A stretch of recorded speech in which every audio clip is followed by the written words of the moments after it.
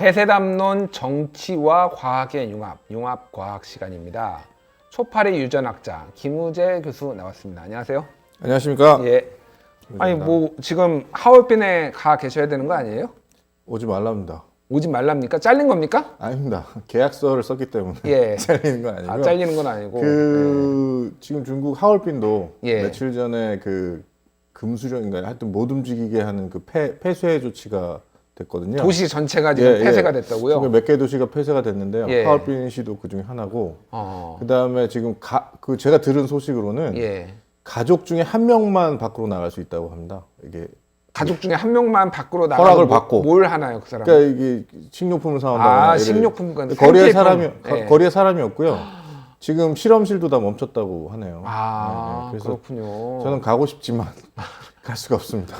어차피 가서 사람 안 만나고 초파리 가지고 하시면 되는 거 아니에요? 아니 일을 하려면 사람을 만나야 일을 하려면은 예, 뭐 이거 주문도 하고 뭐 해야 되는데 저는 정말 굴뚝 같은 마음으로 가고 싶지만 갈 수는 있는데 나올 수가 없을 것 같아가지고요. 그러게요. 한번 가면은 일단 하식세 못 들어옵니다. 네, 그래서 당분간 아마 3월이나 4월까지 못 가지 않을까라고. 한 2달, 뭐 길게는 한 2달 정도까지. 지금 이 올라가는 누적 그래프를 봤는데 어느 정도 이렇게 올라가는 게 누적 로가미드롬익인가 뭐 하여튼 그 그래프를 보면 이렇게 어느 정도 줄어들고 있긴 한 것 같은데 아직도 정점을 찍지는 않은 것 같아요. 3월을 피크로 혹시 보셨는지 모르겠는데 저희가 시뮬레이션을 한번 돌려봤거든요. 뉴스톱. 네, 봤습니다. 그래서 3월이 정점을 찍고 5월, 6월까지는 약간 어느 정도 지속이 된다는 아무래도 걸로. 날씨가 더워져야 예. 바이러스 전파가 좀 줄어들 테니까요. 그러니까요. 알겠습니다. 중국에 안 가시니까 계속 나오실 수는 있겠네요. 당분간 어쨌든.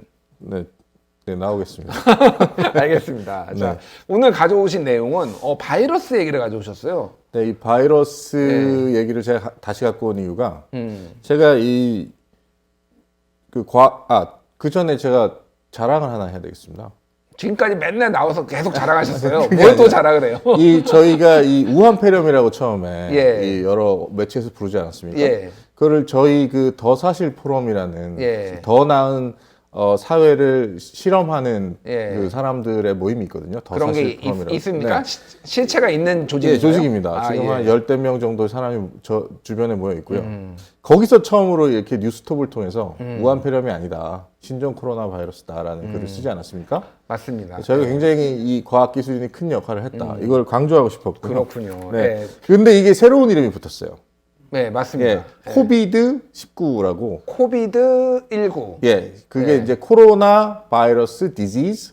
그다음에 2019를 줄여서 이제 19라고 쓴 거죠. WHO가 공식으로 지은 이름이고, 근데 또 한국 정부가 갑자기 코로나 19라고 짓겠다고 하더라고요. 네. 이런 걸 왜 또 따로 짓는지 잘은 모르겠어요. 그냥 코비드 19라고 따라서 하면 될 텐데. 다른 질병으로 오인할 수가 있어서 그동안 코로나 바이러스라고 했으니까 그냥 코로나 19라고 했다라는 거가 뭐 아주 뭐 설득력 없는 건 아니라서 그냥 뭐 그러려니 했습니다. 어쨌든 제 생각에는 이번에 이 더사실 포럼과 뉴스톱과 그다음에 저희가 열심히 했고 그다음에 이슈가 좀 됐잖아요. 질병 이름과 이런 관련된 게. 제가 여담으로 그 뉴스톱에서 이거를 봤다라는 방송을 한 4군데에서 들었어요. 제가 다니면서 우연찮게 그것도 그런 분들에게 더 사실 포럼이 해줬다고 얘기도 하셨습니까? 거기서 그렇게 얘기해서 더 사실 포럼이 뉴스톱에 기재한 그거에 따르면은 이렇게 WHO가 이렇게 명명을 했기 때문에 우한폐렴으로 쓰지 않는다라고 했고 언론계나 정부도 그래서 바꾸기로 했다라는 게 제가 4번의 방송을 들었어요. 더 사실 포럼은 과학기술계의 다양한 사람들이 모인 싱크탱크입니다.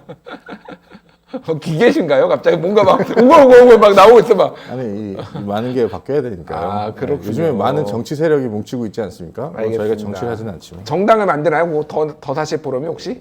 예, 시끄럽고요. 더 중요한 거는요. 제가 그래갖고 이 더 사실 포럼 회원들하고 이 바이러스 얘기를 하다 보니까 생물학자가 아닌 분들, 예를 물리학이나 뭐 공학이나 이런 걸 하시는 분들은 아직도 바이러스, 박테리아, 세균, 기생충 뭐 이런 거에 대한 그 개념이 없으시더라고요. 아직 그런 과학자인데도 잘 모르시더라고요. 기생충은 아카데미를 탔습니다. 기생충. 그렇죠. 기생충 참 부럽더군요. 그러니까요. 그 차이를 저도 잘 모르는데 제가 어렴풋이 아는 거는 기생충은 생물이고 바이러스는 생물이 아니다. 이제 그렇게 따지기보다는 쉽게 가보죠. 일단 가장 크게 나눌 수 있는 거는 바이러스. 그러니까 우리가 보통 세균이라는 말을 많이 쓰죠. 세균. 세균이라는 말은 학술 용어는 아니에요. 세균은 그냥 작은 균이라는 뜻이거든요. 눈에 보이지 않는. 뭐 영어로는 germ이라는 뜻이 germ이라고 비슷하겠죠. 쓰죠. 근데 보통 이 세균이라는 거에 바이러스, 박테리아 여러 가지가 다 들어가 있는 거예요. 근데 바이러스하고 박테리아는 다릅니다. 그렇군요. 이번에 코비드-19는 바이러스성 질환이죠. 바이러스. 그리고 코로나 바이러스는 바이러스예요. 그렇죠. 그리고 박테리아라는 건 뭐냐면 우리가 흔히 얘기하는 대장균 같은 단세포 원핵 생물을 뜻합니다. 그렇군요. 자, 그래서 오늘은 이제 과학 얘기를 좀 해보죠. 제가 과학자 아닙니까? 너무 정치 얘기를 많이 한 것 같아서. 여기 나오고 있어요, 지금 자료 화면으로. 자, 단세포 생물과 다세포 생물의 차이는 아시죠? 예. 다세포 생물은 세포가 여러 개 뭉쳐서 만들어진 생물. 우리 맞습니다. 같은 게 다세포 생물이에요. 예. 단세포 생물은 세포 하나로 이루어진 생물을 뜻합니다. 맞습니다. 그러니까 박테리아는 단세포 생물이에요. 근데 단세포 생물 중에도 두 종류가 있어요. 진핵 생물과 원핵 생물이라는 거 들어보셨습니까? 뭐 옛날에 한번 들어본 것 같아요. 그러니까 이 세포라는 게 이렇게 그 마그를 가지고 이루어진 그 생명체 아닙니까? 세포 하나가 생명의 단위라고도 보통 얘기하는데, 맞습니다. 그 세포 안에 보면 핵이 있죠. 핵이라는 게 있어요. 맞아요. 그 핵 안에 보통 뭐가 있냐면 유전 물질이 들어있거든요. 맞습니다. DNA라는 게 들어있는데 그 진핵 생물은 우리고요. 원핵 생물은 박테리아 같은 애들이에요. 그렇군요. 걔네는 핵과 세포질의 경계가 없습니다. 무슨 얘기인지 아시겠습니까? 몰라요. 그 진핵 생물은 핵이 있는 생물이고 원핵 생물은 핵이 없는 생물이에요. 근데 단세포 생물과 다세포 생물은 걔네를 나누는 게 아니라 세포가 하나로 이루어졌느냐 여러 개로 이루어졌느냐를 나누는 거예요. 근데 대부분의 우리가 얘기하는 박테리아들 있잖아요. 인간에게 문제가 되는 박테리아는 단세포 원핵 생물이에요. 단세포 원핵 생물. 그리고 단세포 생물 중에 진핵 생물이 있거든요. 어떤 게 있나요? 맥주 좋아하시지 않습니까? 맥주 빵도 많이 좋아하죠. 드시죠? 많이 먹죠. 그거 뭘로 만들죠? 효모. 돈으로 만들. 개그가 썩어가고 있군요. 효모. 효모라는 게 있지 않습니까? 그 효모가 단세포 진핵 생물이에요. 그러니까 효모와 박테리아는 같은 단세포 생물이지만 원핵 생물이냐 진핵 생물이냐의 차이가 있는 거고요. 진핵 생물은 진화의 과정에서 원핵 생물보다 나중에 나왔어요. 그러니까 그러면 궁금한 게 바이러스는 핵이 없나요?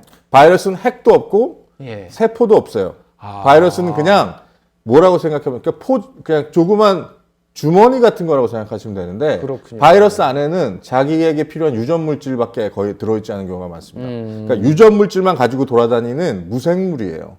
그러니까 생물이 아니라고 그러더라고요. 그렇죠. 바이러스는 왜 생물이 아니라고 그러냐면 생명의 정의가 여러 가지 있지만 자기 스스로 복제를 하고 살아갈 수 있어야 되거든요. 근데 바이러스는 숙주가 없으면 혼자 살아갈 수가 없습니다. 그렇군요. 근데 이제 분자적으로 따져나가면 이 바이러스가 무생물인 걸 이해하려면 바이러스가 우리 몸에 들어와서 뭘 원하는지를 알아야 돼요.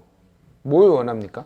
걔네도 번식을 하려는 거거든요. 그러니까 기본적으로 얘기하면 복제를 해서 자기랑 똑같은 개체들을 만들어내려고 우리를 몸을 이용하는 거잖아요. 그러니까 정확하게는 번식이 아니라 증식이라고 증식을 얘기하는 거죠. 그러니까 일종의 바이러스도 기생을 하는 겁니다. 우리 몸에. 그죠? 근데 기생을 하는데 우리 몸에서 정확하게 바이러스가 원하는 건 세포 안에 있는 무엇인가를 원하는 거예요. 그러니까 우리 몸의 세포 안에 보면 그 DNA나 RNA를 복제시키고 그다음에 DNA나 RNA로부터 단백질을 만드는 여러 공장들이 있거든요. 그 공장이 바이러스한테는 없어요. 박테리아한테는 있고요. 박테리아한테는 있고. 박테리아나 효모 이런 애들은 세포 안에 그런 공장을 가지고 있거든요. 근데 바이러스는 그런 공장이 없어요. 굉장히 치사한 거죠. 자기는 숟가락만 갖고 다니는 거예요. 왜 숟가락만 얻는다고 하지 않습니까? 근데 박테리아나 우리 몸은 다 이제 식탁을 차려놓고 자기 혼자 식탁을 차리고 먹어요. 근데 바이러스는 숟가락만 들고 다니면서 밥을 먹는 거죠. 그렇군요. 그래서 걔네가 정확하게 얘기하면 우리 세포 안으로 들어와야만 복제를 할 수 있습니다. 그렇군요. 세포 안으로 못 들어오면 복제를 할 수 없어요. 그래서 뭐 이제 비말 간염이라고 이제 전염이라고 얘기를 할 때 침으로 튀어도 침이 말라버리면 바이러스는 다 죽어버린다. 오래 못 버틴다라고 얘기를 하더라고요. 그게 왜 그러냐면 바이러스 자체가 가지고 있는 특징 중에 하나가 그 껍질이 보통 지질이거든요, 지질. 그 에탄올 같은 거 잘 녹고요, 알코올 같은 거예요. 그래서 알코올로 알코올 소독하는 거. 그다음에 그러면 바이러스한테 더 중요한 그 안에 있는 그 유전 물질 아닙니까? 대부분 RNA 아니면 DNA인데요. 핵산이라고 그러는 거거든요. 이 핵산은 있잖아요. 우리 이 피부에 보면은 그 핵산을 분해시키는 효소들이 잔뜩 발라져 있습니다. 그게 뭐냐면 오랜 진화 과정에서 우리 다세포 생물들이 진화시킨 면역 체계예요. 바이러스가 여기 묻으면은 살아남지 못하게 녹아버리는 스스로 거죠. 이렇게 뭐 면역 체계를 만들어서 방어를 해왔군요. 그렇죠. 이거. 그래서 바이러스가 보통 우리 몸에 감염되는 경로가 예. 이런 피부 감염이 아니라 이런 비말 감염으로 들어오는 거죠. 왜냐하면 이 몸 안은 예. 되게 연약하잖아요. 예, 예. 그런 데로 들어올 수밖에 없는 거죠. 그래서 피부가 그래서 손만 잘 씻으면 손에 우리가 손을 가지고 입에다 넣고 코를 후비고 그러시지 않습니까? 저는 안 그렇습니다. 깨끗한 사람입니다. 아니다. 모든 사람이 1분에 3회 이상 얼굴을 만져요. 아 진짜요? 예, 그 자기를 찍어보면 압니다. 예. 비디오로. 그때 들어가는 거예요. 그래서 손을 깨끗이 씻으라고 하는 거거든요. 제가 오늘 그 낮에 방송이 있었어요. 네네네. TV 방송이라서 분장을 좀 했거든요. 네네네. 근데 분장을 하니까 이제 여자들 화장하는 것처럼 이렇게 했는데 네네. 이 얼굴에 손이 잘 안 가더라고요. 아니, 그러니까 자기가 얼마나 손을 많이 대는지 그때 알게 됐어요. 그때 알게 됐어요. 저도 될래다가 의식적으로 안 되잖아 지금 이게 되면 안 네, 되잖아. 그리고 밥 먹을 때도 굉장히 조심을 하고 하여간 그래서 뭐 가설이긴 하지만은 이번에 신종 코로나 바이러스가 코로나19에 여자들이 덜 걸리는 게 화장 때문이 아니냐라는 일부의 가설이 나오긴 했습니다. 아까 밖에서는 무슨 여성들의 고충을 알겠다고 하시더니 네 알겠습니다. 알겠습니다. 네. 어쨌든 처음으로 이 코너가 시작된 이래 처음으로 지금 네. 우리가 과학 얘기를 하고 있어요. 한 번도 과학 얘기를 안 하다가. 그래서 제가 이 바이러스만 하면 재미가 없을 것 같아요. 예. 이번에 기생충이 아카데미에서 상을 타면서 이 전 국민이 지금 봉준호 전문가가 되어가고 있지 않습니까? 봉준호 전문가가 됐죠. 하지만 봉준호 사절을 짓겠다 일부 지금 난리가 났습니다. 예. 근데 이럴 때일수록 우리가 기생충이라는 그 어떤 그 것에 대해서 좀 알아야 된다. 예. 그 어릴 때 체병 검사 이런 거 하시지 않았습니까? 어릴 때 했죠. 그거를 네. 심지어 그 교실 앞문에다가 걸어놔가지고 똥냄새가 진동을 했습니다. 그 진짜로. 체병 검사 그거 싫어가지고 예. 남의 거 갖고 온 애들도 있었습니다. 큰일 나죠. 개똥 이런 거 그런 애들 있어서 꼭 불려가곤 했는데 예. 그 체병 검사가 굉장히 활발했을 때가 우리나라 1970년대, 80년대, 60, 70, 80년대입니다. 예. 근데 이 우리나라가 기생충 그러니까 그 퇴치의 역사에서 기념비적인 나라예요. 아 그런가요? 옛날에 이제 군사 독재 시대 아닙니까? 예. 그 시절에 위에서 시키면 다 해야 되잖아요. 맞아요. 우리 정말 체병 검사부터 구충제 다 먹지 않았습니까? 먹으라고 해서 먹었죠. 우리나라만큼 빠른 시간에 기생충을 제거한 나라가 없습니다. 그렇군요. 네. 그래갖고 우리나라는 굉장히 기생충계에 역사적으로 남아 있어요. 근데 여기 얼마 전에 서민 교수님 나오지 않았습니까? 서민 교수님이 한번 나오셨죠. 기생충으로 나오신 게 죄송해요. 아니라. 다시 한번 부르셔야 될 것 같은데. 그러니까요. 기생충이. 근데 그때 하도 문매를 맞으셔가지고 저희도 그분이 아직도 아파요. 그거 두드려 맞아서. 이상한 말씀을 많이 하셔가지고 기생충 예. 얘기만 하러 나오라고 하시면 예. 왜냐면 그분 전공이 기생충이시기 그러니까요. 때문에 재밌을 예. 것 같은데. 근데 재밌는 그게 하나 있어요. 기생충에 관련해서. 그 기생충이 사라진 나라에는 네. 아토피나 천식 같은 그런 자가 면역 질환이 많이 생깁니다. 그거 알고 계십니까? 그래요? 이 아토피나 천식 같은 질병은 선진국 질병이에요. 알고 계세요? 그렇군요. 아니요, 몰랐습니다. 모르셨죠? 예. 우리나라 지금 어린아이들 아토피나 이런 것 때문에 굉장히 고생 많이 하죠. 굉장히 고생 많이 천식, 하죠. 아토피, 예. 알러지 이런 것들이요. 예. 제가 생물학자 아닙니까? 예. 가설 중에 되게 유명한 가설이 있어요. 위생 가설이라고. 위생 가설. 하이진 하이포테시스라고. 예. 그러니까 인간이 원래 아프리카에서 진화할 때 예. 그렇게 우리가 깨끗한 환경에서 진화하지 않았거든요. 인간의 수명이 원래 37살로 설계됐다는 그 언론 보도도 제가 본 적이 그거는 있는데 이제 뭐 여러 가지 가설이 있습니다. 하여간 근데 그렇게 위생 문제도 사실은 영향을 줬을 거다. 그렇죠. 수명에. 그러니까 우리나라도 그렇지만 대부분의 우리에게 감염되는 기생충이 토양매개성 기생충이에요. 그러니까 어릴 때부터 이 흙을 만지면서 자라는 환경에서는 네. 어쩔 수 없이 감염되는 기생충, 우리와 함께 살아온 애들이에요. 그러게요. 기생충. 예. 근데 우리가 지금 퇴치를 했죠. 자, 그걸 퇴치하고 나면 우리 몸에 어떤 일이 생길까요?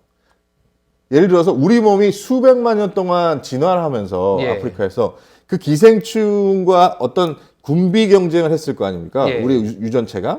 그러니까 우리 몸은 준비가 돼 있어요. 언제든 걔네랑 싸울 준비가. 예. 그죠? 예. 근데 우리가 현대의학으로 걔를 제거해 버렸단 말이에요. 예. 그래서. 그럼 그게 우리 몸이 정상적일까요? 그러면은 다른 무언가를 공격하나요? 이거 자가 면역 질환? 굉장히 과학자의 기질을 가지고 계시군요. 예.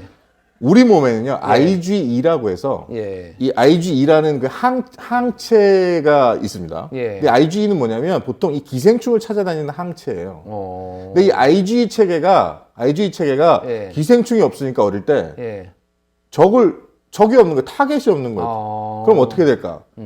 돌아다니다가 이상한 걸 공격하기 시작합니다. 몸에 있는 어떤 물질이라든가 꽃가루라든가 이런 것들을 공격하게 되면 과다 면역 반응이 일어나는 거예요. 그러면 알레르기성 질환이라든가 천식, 아토피가 일어난다는 게 위생가설의 핵심적인 얘기고, 그리고 실질적으로 실제 저기 아프리카나 이런 데 있잖아요. 거기는 알러지가 없습니다. 천식도 거의 없어요. 근데 이 미국, 선진국 이런 데서는 아토피나 천식 이런 게 굉장히 많이 일어나고, 또 하나의 증거는 미국이 들어가면서 문명화된 섬나라가 하나 있었거든요. 그 나라는 이 추적 조사가 다 돼 있었는데 알러지, 아토피, 천식이 아예 없었어요. 원래 없었던 근데 나라다. 딱 20년 만에 그 선진국의 그 위생 시스템이 도입되면서 그 섬에 있는 모든 원주민들이 이 알러지와 아토피로 고생을 하게 됩니다. 그렇군요. 그리고 그래서 되게 재밌는 것 중에 하나가 일본의 어떤 의사는 아예 그 기생충 알 있죠. 그거를 약으로 쓰는 사람도 있어요. 그러니까 알러지 약으로 기생충 알을 이렇게 살균을 시켜가지고 번식을 못 하는데 기생충 알에 있는 그런 항원이나 이런 건 그대로 있겠죠. 그거를 먹여요, 아이들한테 어릴 때 일부러 조금씩. 왜냐하면 IgE 체계가 그 알을 공격해서 다른 어떤 아토피나 이런 게 나타나지 않게 도와주는 거죠. 이거 굉장히 과학적으로 설득력이 있는 가설입니다. 그렇군요. 기생충이 몸에 없어서 현대 질병이 지금 생겼다라는 거는 제가 얼핏 들은 것 같기는 한데 오늘 이렇게 과학적으로 설명해 주시니까 진짜 과학자다라는 그래서 생각이. 제가 꼭 과학자로 기억되고 싶지는 않고요. 영화 평론도 좀 하자면. 영화 평론 하시겠다. 지금 봉준호 감독이 기생충이라는 영화 제목을 지으면서 별 생각 없이 지었다고 하더라고요. 근데 제 생각엔 무의식적으로 어떤 기생충이 가지고 있는 어떤 의미를 담지 않았겠습니까? 사회적으로 통용되는 의미. 근데 여기서 보면은 기생충이라는 게 어떻게 보면 송강호와 이 가족들이 부자들에게 이렇게 들어가서 기생하는 것처럼 그걸 어떻게 보면 은유적으로 표현하는 거죠. 근데 이제 제가 얘기한 위생가설 같은 걸 이렇게 좀 도입을 해보면 그런 기생충이 없으면 또 이 사회에 문제가 일어난다. 그러게요. 이 가난한 사람들과 부자들이 서로 어떻게 보면 공생하는 관계로 가야 하는데 이 한쪽만 피해를 보는 그런 문제들을 보통 기생이라고 하거든요. 근데 진화적으로 생각하면 모든 공생은 기생입니다. 모든 공생은 기생이다. 모든 공생. 그러니까 그런 이기적 유전자 이런 거 들어보셨죠? 그러니까 서로 다른 종들은 원래 도우려고 돕는 게 아니에요. 그러니까 자연은 그렇게 자연에 물론 여러 가지 공생관계나 협력관계가 있긴 하지만 자연은 기본적으로 굉장히 이기적입니다. 앞을 보지 않아요. 자기의 유전자를 더 많이 퍼뜨리는 그 개체가 더 많이 살아남는 단순한 논리로 움직이기 때문에 공생이라는 것도 처음에 시작은 모두 기생이었을 거예요. 그러니까 김준일 대표의 윗 속에 보면 수억 마리가 넘는 박테리아가 있습니다. 많이 있겠죠. 걔네가 없으면 김준일 대표 어떻게 되는지 아세요? 죽어요. 어떻게 죽나요? 우리 대장에 대장균이 없잖아요. 그럼 김준일 대표가 소화시킬 수 있는 게 거의 없어요. 소장에서 소화를 시키고 밑에서 대장균들이 그걸 다 분해해 주는 겁니다. 그렇죠. 그럼 똥을 못 싸요. 그럼 죽는 겁니다. 그렇군요. 그래서 어떤 사람들은 그런 대장에 있는 박테리아가 없어서 남의 걸 이식해 주기도 해요. 그게 실제적으로 수술이 있거든요. 맞습니다. 그러니까 어떻게 보면 우리 몸 자체가 거대한 공생체인데 이게 되게 비극적인 건 우리가 몸이 약해지잖아요, 늙어서. 그럼 우리와 같이 살던 이 박테리아들이 어떻게 할 것 같아요? 탈출합니까? 아니죠. 그때부터 탈출도 하고 그때부터는 우리를 공격하기 시작하죠. 늙은 것도 서러운데 공격까지 받아야 그렇죠. 되니까 그러니까 이 굉장히 재미있는 실험들이 많은데 이 기생과 공생의 관계라는 게 스펙트럼 안에 있는 거예요. 그래서 한쪽만 이렇게 굉장히 많이 완벽한 기생도 없고 완벽한 공생도 없는 거죠. 그래서 무슨 공생을 보여주면서 자연은 이렇게 조화롭다라고 얘기한다든가 기생을 보여주면서 자연은 이렇게 적자 생존이다라든가 이 두 가지 양극단에 있는 의견이 전부 틀렸다는 거죠. 그렇군요. 자연은 굉장히 스펙트럼이고 기생과 공생의 경계라는 거는 굉장히 종이 한 장밖에 안 되는 거예요. 그렇군요. 영화 기생충의 그 얘기를 방금 좀 얘기를 해보셨지만은 그러니까 그 사실은 송강호 가족도 굉장히 이기적이고 스스로 굉장히 착취를 하는 거예요. 어떻게 보면 그 윗세대를 속 거짓말을 하고 그러면서 들어와가지고 하나씩 잠식해가는 모습이 기생충이 번식하는 모습하고 사실 비슷하거든요. 하지만 또 이게 없어버리면은 그분들은 그 부자들은 못 살잖아요. 문제가 생겨버리는 그분들이 거잖아요. 필요했던 거 예. 아닙니까? 예. 그 부자들도 또 그러니까요. 그분들이 필요해서 써먹은 거고, 그죠? 근데 이제 그 부자들이 그러면서 이 냄새나 이런 어쩔 수 없는 이런 것들을 얘기해가지고 기생충 냄새 때문에 굉장히 고생했죠. 죽은 거 아닙니까? 예. 네, 그래서 저는 이 영화가 주는 해석의 여지가 굉장히 많다고 생각하고, 그렇네요. 생물학적으로도 재미있는 게 많다고 생각합니다. 잘 되는 거에는 이유가 있어요. 네. 예, 전 세계적으로 공감을 그렇게 많이 하니까 뭐 당연히 잘 되고 있고. 자, 올웨이즈 쪽님, 과학과 영화 평론을 넘나드는 김우재님, 네. 서한정님, 오늘 처음으로 과학자 같아. 어떡해. 와. 제가 예. 우리 몸에 기생하는, 우리가 많은 기생충 퇴치했잖아요. 예. 대부분의 옛날 기생충들이 선충입니다. 선충. 이렇게 꼬물꼬물 움직이는 지렁이 같이 맞습니다. 생긴 예, 애들인데 예. 굉장히 작아요. 예. 근데 큰 애들도 있지만. 그게 뭐 길면 1m까지 되는 애들도 있다고 그러더라고요. 그렇죠. 그런 예. 십이지장충, 뭐 회충 이런 애들이 있었죠. 예. 근데 그 선충 같은 게 있는데, 제가 이 선충이나 이런 여러 생물들에 대한 이야기를 다룬 책을 내게 됐습니다. 책을 냈다고요? 다음 주에 책이 나옵니다. 아직 출간은 안 됐고 다음 주에 나오는 아닙니다. 거예요? 표지가 나왔어요. 표지가 나왔어요? 표지를, 저기 나왔지 않습니까? 저기 이렇게 가운데 보면 이렇게 꼬물꼬물 저게 무슨 뭐를 의미한 건지 모르겠는데 디자이너가 선충같이 생기지 않았습니까? 기생충같이 생겼네요. 네. 일단. 그래서 이 제목이 선택된 자연이라고 해서 이 다윈이 자연 선택이라는 걸 주장하지 않았습니까? 제가 그걸 꽈가지고 생물학자들이 생물학을 연구하기 위해서 선택한 어떤 생물들의 이야기. 그걸 모델 생물이라고 부르거든요. 뭐 대장균, 효모, 초파리, 선충, 그다음에 뭐 애기장대, 개구리, 뭐 이런 개, 고양이 이런 생물들 있잖아요. 그 생물들에 대한 얘기를 역사부터 철학과 그다음에 아주 재미있는 어떤 이 시사나 정치나 사회 비평 얘기까지 섞어서 정말 맛깔지게 쓴 책이고요. 최기영 과학기술부 장관께서 추천사를 써주셨습니다. 최기영 과학기술부 장관께서 협박에 못 이겨서 썼다는 소문이 굉장히 자자하던데. 저 책이 정말 훌륭한 책이라는 걸 아시고 직접 다 읽으시고 기초과학에 대한 책이구나 이래서 써주셨거든요. 오늘 어쨌든 책을 팔러 나오신 거네요? 그렇지 않습니다. 그렇지 않아요? 이 선충 얘기, 기생충 얘기를 하다 보니까 갑자기 책 얘기가 생각나가지고 굉장히 자연스러웠어요 오늘. 그렇습니다. 어색하지 않았어요. 네, 그렇습니다.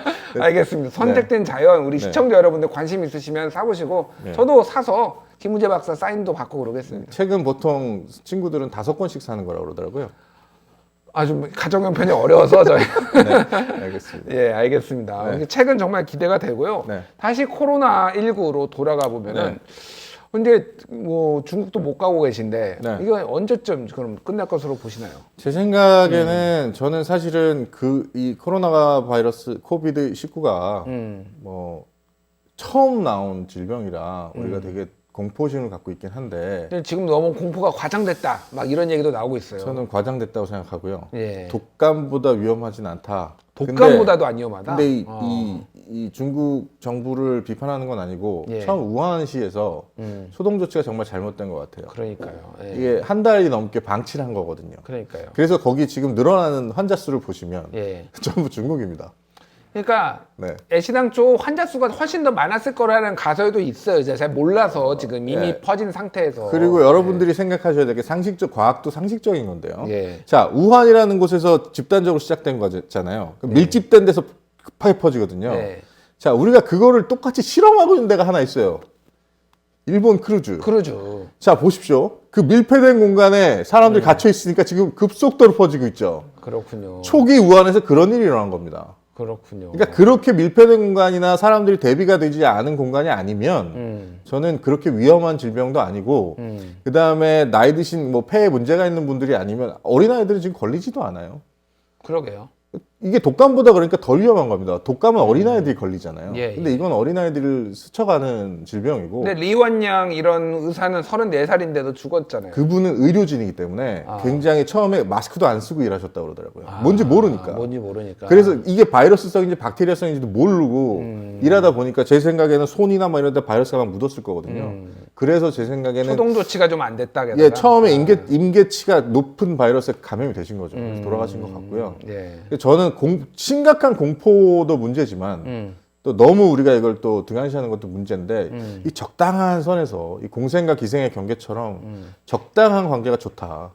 너무 지금 제가 보기에는 한국 이게 제가 이 코로나 코비드 19가 그렇게 공포로 사람들이 안 느낀다고 생각하는 게 예. 기생충이 이 상을 타자마자 모든 뉴스가 사라졌어요. 아, 지금 문재인 대통령이 시장에 가가지고 홍삼을 산 뉴스가 지금 노벨을 하고 코로나 뉴스 아니 이게 되게 신기하지 않습니까? 네. 언론에 의해서 어느 정도 이게 촉발됐다는 게 언론이 보도를 안 하기 시작하니까 사람들이 잘 반응을 안 하잖아요. 근데 뭐 그거를 언론 탓을 하기보다는 언론은 네. 또 사회 반영이기 때문에 어느 정도 그때 공포나 우려가 반영이 된 것이고 지금은 말씀하셨듯이 조금 이제 이게 이렇게 심각한 건 아니었구나 사람들이 인지를 하니까 좀 잦아든 게 아닌가 그렇게 생각이 드네요. 예. 저는 여하튼 너무 공포를 가지시지 마시고 손을 정말 깨끗이 씻으시고 요즘에 버스 타면 다 있더라고요 소독제. 예. 내리고 타실 때마다 소독제 하시고요. 예. 그 마스크보다 그게 더 중요합니다. 알겠습니다. 네. 예. 손에서 알코올 냄새가 엄청 나네요. 알겠습니다. 선택된 자연 베스트셀러가 되는 그날까지 나오실 겁니다. 초파리 유전학자 김우재 교수였습니다. 감사합니다. 감사합니다.